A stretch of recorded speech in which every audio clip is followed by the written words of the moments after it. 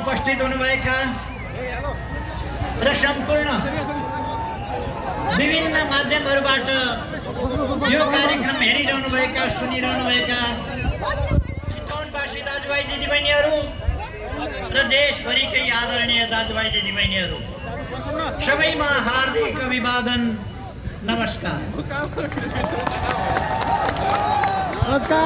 इस कार्यक्रम का अध्यक्ष महोदय, मंच में आसीन माननीय गृह मंत्री लगायत मंत्रीज्यूहरू, प्रदेश का मुख्यमंत्रीज्यू,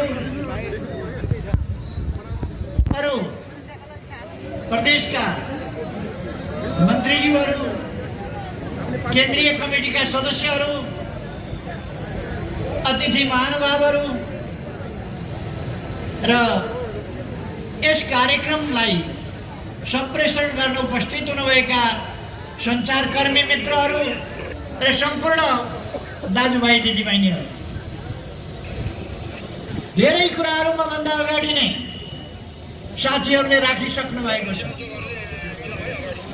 आज देशको परिस्थिति के हो, देश कता जान खोजिरहेको छ, देशको अवस्था के छ र हामीले के गर्नुपर्ने हो भन्ने कुराहरू साथीहरूले सविस्तार राखिसक्नु भएको छ। तर पनि म संक्षिप्तमा केही कुराहरू राख्न चाहन्छु। सबभन्दा पहिले त म तपाईहरुको यो विशाल उपस्थितिलाई हार्दिक सलाम भन्न चाहन्छु, अभिवादन भन्न चाहन्छु, तपाईहरुको जागरणलाई धेरै धेरै धन्यवाद भन्न चाहन्छु। तपाईहरुले यस जिल्लाबाट 3 जना सांसद छान्नु भएको थियो। आज तपाईहरुको साथमा सांसदहरू खोइ, ती सांसदहरूलाई तपाईहरु चाहिएन। आज तिमीलाई तपाईहरु चाहिएन, अब तपाईहरुलाई तिनीहरु चाहिन्छ। जसलाई तपाईहरु चाहिँदैन, तपाईहरुलाई तिनीहरु चाहिन्छ। आवश्यकता छैन। त्यही भएर उहाँहरू छटपटाएर हिँड्नु भएको छ। 3वटा प्रधानमन्त्री लौरो टेकेर लुकुर लुकुर देशमा, 3वटा प्रधानमन्त्री लाइन लागेर हिँड्नु भएको छ बुढेसकालमा। उहाँहरूको उद्देश्य राम्रो भइदिए भए हुन्थ्यो, स्वागत गर्न मिल्थ्यो राम्रो भइदिएको भए। तर राम्रो छैन। पार्टी ध्वस्त पार्ने, आन्दोलन सखा पार्ने, देश बर्बाद पार्ने मनसाय उहाँहरूको छ।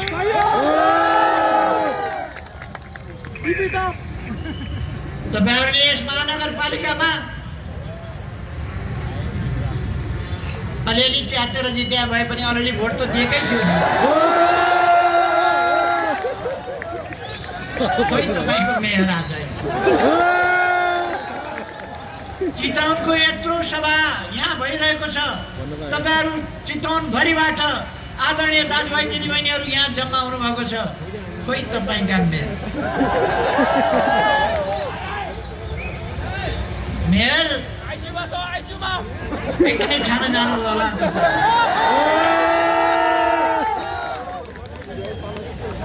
मैले यसमा धेरै केही भन्नु छैन। उहाँहरू आफ्नो काम गर्दै हुनुहुन्छ, आफ्नो काम गर्दै जानुहुन्छ। तर हामी देश बनाउने अभियानमा जुटिरहेका छौँ। आज हामी यहाँ आयौँ, इतिहासमै पहिलोपल्ट चितवन जिल्लाका लागि, यस भेगका लागि 2000 क्षमताको सभा हल शिलान्यास गरेर अब त्यो सकेसम्म छिटै तयार गर्ने अभियानमा हामी जुटेका छौँ।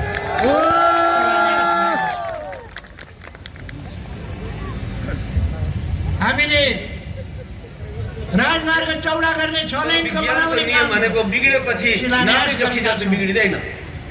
हामी एउटा भोजपुरीमा भनाइ छ, भोजपुरीमा मान्छेले भन्छ शिलान्यास गरिरहेका छौं, बाटो चौडा गर्ने कामको शिलान्यास गरिरहेका छौं। उहाँहरू किन छटपटाउनु भएको? बाटो बन्दा उहाँहरूलाई पिर किन परेको? सभा हल बन्दा किन पिर परेको? हिजो वक्तव्य निकालेको सुनियो। वक्तव्य 1 अरब 20 करोड हामीले दिने, भवन हामीले बनाउने, अनि कुन केटाकेटीले चाहिँ यहाँ शिलान्यास गर्ने?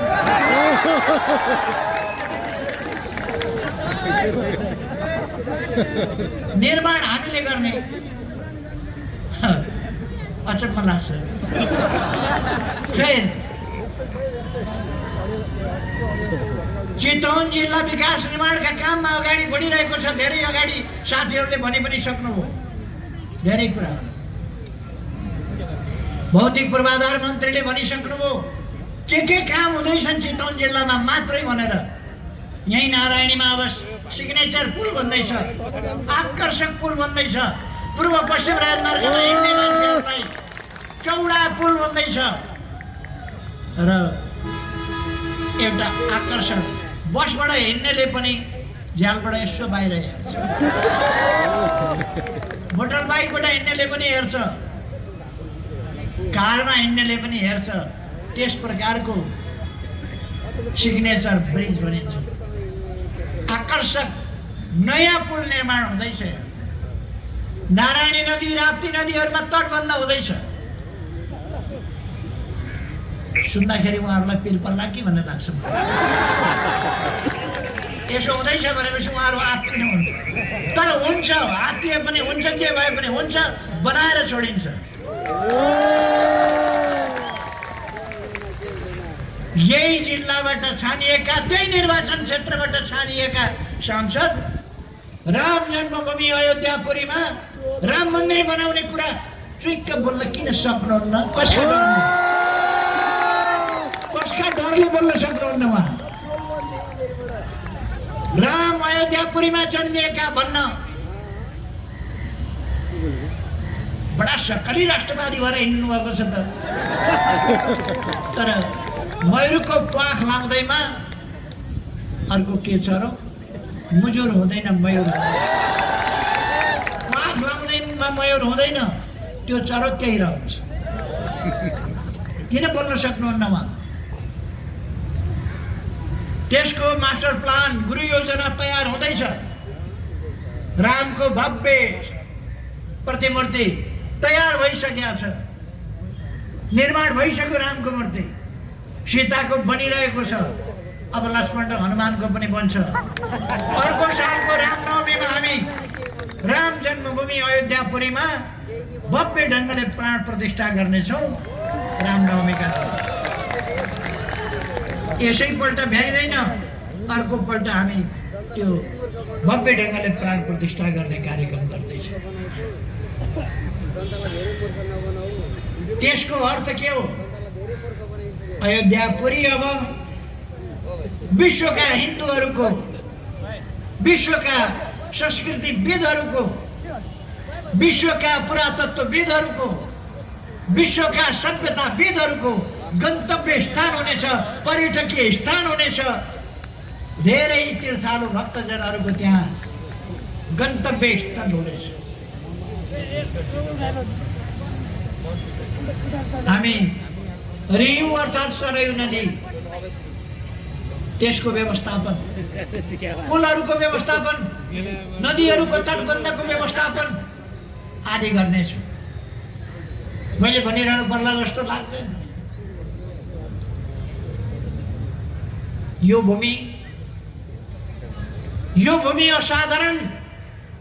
असाधारण सम्भावना बोकेको भूमि हो। यो अहिले चितवनले ओगटेको 2288 स्क्वायर किलोमिटर भूमि, त्यो भूमि जसमध्ये 954 स्क्वायर किलोमिटरको निकुञ्ज छ।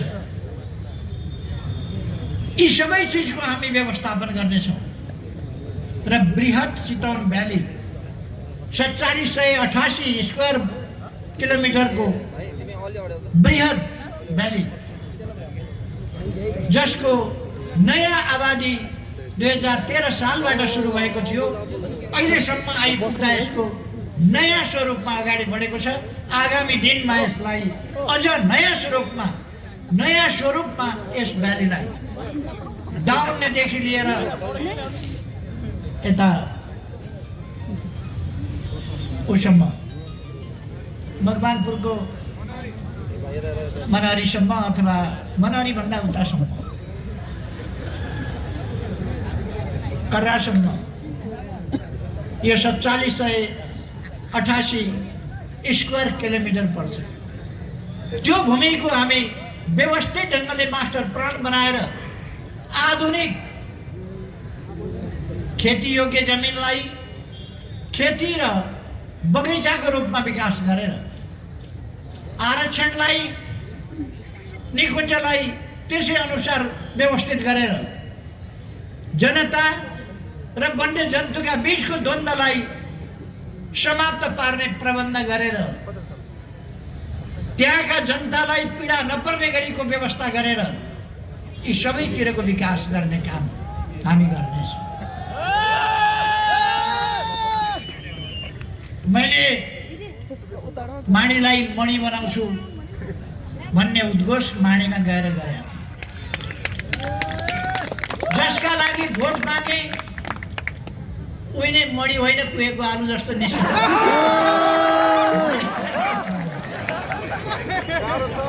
मणि बनाउन पहल गर्लान्, अगुवाई गर्लान् भनेको विरोध गर्दै ठिक भयो, खुट्टा तान्दै ठिक भयो। कहाँबाट बन्छ अनि मणि? तपाईँहरूलाई पिर परेको होला, पार्टी फुट्यो भनेर।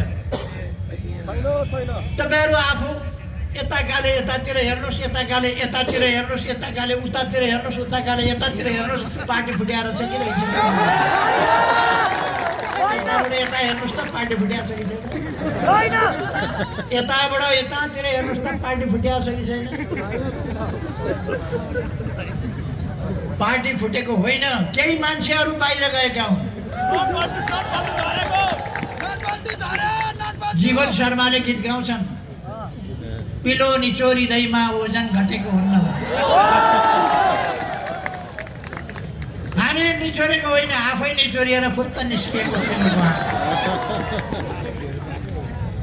यी मान्छेको इतिहास देशलाई दुःख दिएको, जनतालाई दुःख दिएको, रुवाएको इतिहास हो। अहिले मान्छे बनाउन खोजेको कहाँ हुनु फेरि जस्ता तस्तै। नेपालको कम्युनिस्ट आन्दोलनका सम्पूर्ण धाराहरू, हिजोका सम्पूर्ण धाराहरू, त्यो एमाले होस् कि माओवादी होस् कि अरू धाराहरू हुन्, सबै धाराहरू एक ठाउँमा आएर मिसिएको छ। त्यो हो नेकपा, त्यो हो हामी हो।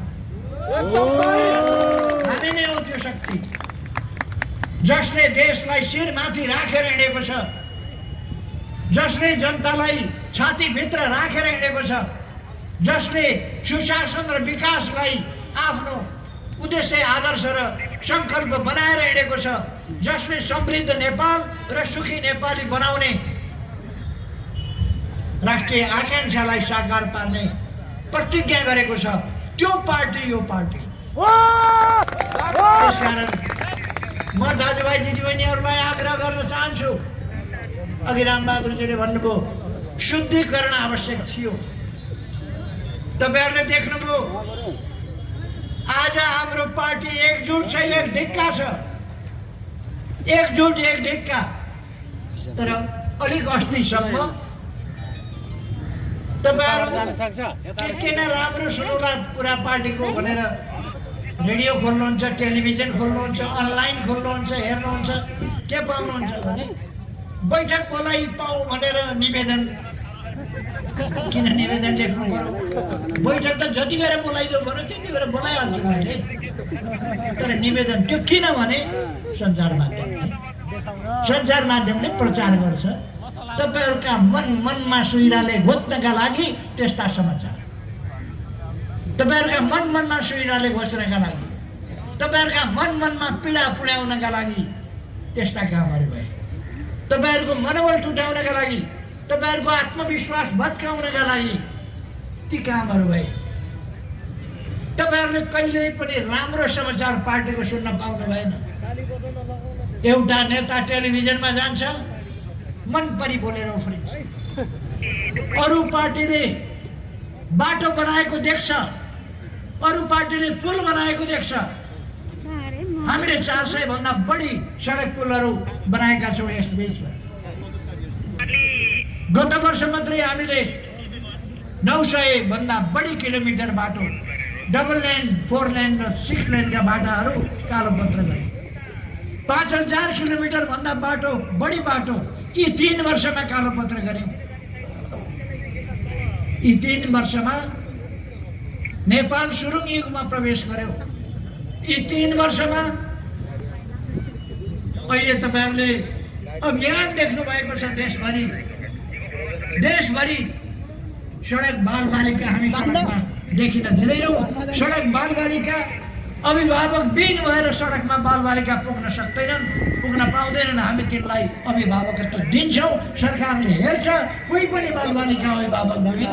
नेपाली बालबालिका अब अभिभावक बिन हुँदैन। गरिबीको कारणले कसैले पढ्न नपाउने स्थिति भन्ने हुँदैन। मेरो सहारा कोही भएन, म बेसहारा भए भनेर सडकमा फालिनु पर्ने स्थिति, त्यस्तो स्थितिमा कोही पनि नेपाली अब बस्नु पर्दैन। त्यसको प्रबन्ध हामीले गरेका छौँ। बेरोजगार भए खाडीमा युवा छन् भनेर अहिले गीत गाउँछन्। अहिले यो सरकार बनेपछि युवा खाडीमा जाने प्रक्रिया कम भएको छ र कम गर्दै लगेर देशमा रोजगारीका अवसरहरू सिर्जना गर्दै लगेर हामी देशमै स्वरोजगार युवाहरू बनाउँछौँ। प्रधानमन्त्री रोजगार कार्यक्रम, राष्ट्रपति महिला स्वरोजगार कार्यक्रम, युवा स्वरोजगार कार्यक्रम, कृषिको आधुनिकीकरण मार्फत, उद्योगहरूको स्थापना मार्फत, ग्रामीण औद्योगिक ग्रामहरूको स्थापना मार्फत देशलाई औद्योगिकरण आधुनिकीकरण गर्दै लाने हामी डिजिटल नेपाल बनाउँदै गएका छौँ। अस्ति भर्खर मात्रै हामीले एकै दिन 309 वटा अस्पताल एकै दिन शिलान्यास गर्यौं। 396 वटा भोलि पर्सि वर्षसम्ममा गर्दा भयो। एकै दिन 309 वटा अस्पताल शिलान्यास गरेको इतिहास दुनियाँमा एउटा देशमा तपाईहरुले कमै भेट्नु होला। नेपाल सानो देश भए पनि 309 वटा अस्पताल एकै दिन हामीले शिलान्यास। अहिले बालबालिकाहरू हरेक बालबालिका स्कुल पुग्छन्। स्कुल पुगेका बालबालिका स्कुल छोडेर घर फर्किँदैनन्। त्यो स्थिति हामीले निर्माण गरेका छौँ। बालबालिका पहिले युवाहरू या बालकहरू धेरै स्कुलमा हुने, बालिकाहरू घरमै हुने हुन्थ्यो। अहिले सम्पूर्ण बालिका स्कुलमा, सम्पूर्ण बालक स्कुलमा। त्यो अभियान हामीले चलाएका छौँ र त्यो सफलताका साथ अगाडि बढेको छ। नेपालमा साक्षरताको अभियान अगाडि बढेको छ र हामी तुरुन्तै अल्प विकसित राष्ट्रबाट नेपाललाई विकासशील राष्ट्रमा स्तरोन्नति गर्दैछौँ। आगामी वर्ष सन् 2022 मा अल्प विकसितबाट विकासशील राष्ट्रमा विकास गर्दैछौँ। हामीले मानव विकास सूचकाङ्कका अनेक आँकडाहरू माथि पुर्याएका छौँ अहिले। त्यसकारण म दाजुभाइ दिदीबहिनीहरूलाई भन्न चाहन्छु, तपाईहरु ढुक्क हुनुहोस्, आशावादी हुनुहोस्, आत्मविश्वास राख्नुहोस्। यो देश प्राकृतिक हिसाबले सुन्दर मात्रै होइन, यो देश स्रोतहरूले पनि अत्यन्तै सम्पन्न छ, खनिजहरूले भरिपूर्ण छ र यस देशको विकास तीव्र गतिले गर्न सकिन्छ। त्यसै कारण हामीले 7% भन्दा बढी आर्थिक वृद्धि दर लगेका थियौँ। यहाँहरूलाई थाहा छ, 1 वर्ष विश्वव्यापी रूपमा कोभिड-19 नामको महामारी आयो। विश्वका थोरै देशले मात्रै खोप सुरु गरेका छन्, तर नेपालमा खोपको अभियान हामीले 3 दिन अगाडि सुरु गरिसक्यौँ। 4 दिन अगाडि 14 गतेबाट देशव्यापी रूपमा हामीले 77 जिल्लामा पहिलो दिन पहिलो दिन 14 गते 75 जिल्लामा भयो। 16 गतेबाट 77वटै जिल्लामा खोप अभियान अगाडि बढेको छ, लगातार अगाडि बढेको छ। र हिजो बेलुकासम्ममा, हिजो 4:30 बजेसम्ममा 48,000 भन्दा बढीले खोप लगाइसकेका छन्। यो क्रम अगाडि बढिरहेको छ र मैले भनेको छु एकदमै फोरफ्रन्टमा रहेर कठिनाई झेलेर काम गर्नेहरूलाई खोप दिलाउने काम आगामी 3 महिनाभित्र हामी सम्पन्न गर्नेछौँ र बाँकी जनतालाई क्रमशः हामी यो सन् 2021 भित्र सम्पूर्ण जनतालाई खोप लगाइसकेर कोभिड-19 लाई हामी नेपालबाट भगाउँछौँ, बाँकी विश्वले पनि भगाउँछ भन्ने हामीले विश्वास लिएका छौँ। अब तर कतिपय तत्त्वहरू सरकारले खोप ल्यायो छिटै ल्यायो भन्न सक्दैन। त्यो भन्दा जनताले थाहा पाए भने, जनताले त उनीहरूले थाहा पाए भने भन्ने डर मान्दै पनि जनताले त खोप लगाइराखेका छन्, थाहा पाइराखेका छन्। जनताले थाहा नपाएको भए यो उपस्थिति आज यस ठाउँमा हुन सक्ने थिएन। जनतालाई थाहा छ भएका कामहरू। हामीले तराईमा के गरेका छौँ? हुलाकी राजमार्ग पहिलोपल्ट म प्रधानमन्त्री हुँदा मैले भने 20 वर्षदेखि गफ गरेर भएन, हुलाकी राजमार्ग हामी